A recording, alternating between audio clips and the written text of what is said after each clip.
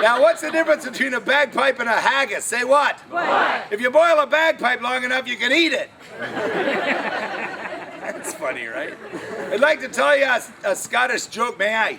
Aye. Say, aye! Aye. 'Tis well, it's about the Scot that goes to Mass for the first time in his life. And the priest sees him. And at the end of the service, the priest says, well, McTavish, he says, I'm proud you came to Mass finally.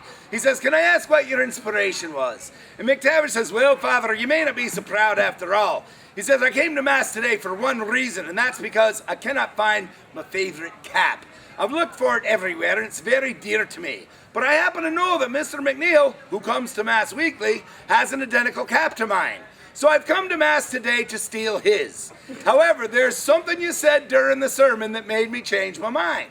And the priest says, oh, that's grand, he says. Well, today's sermon was on the 10 Commandments. So perhaps you changed your mind when I said, thou shalt not steal. And McTavish says, nay, Father, actually you said, thou shalt not commit adultery. And I remembered where I left my cap.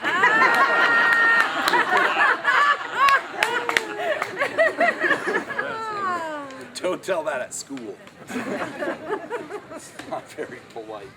It's funny. I know, miss. I know.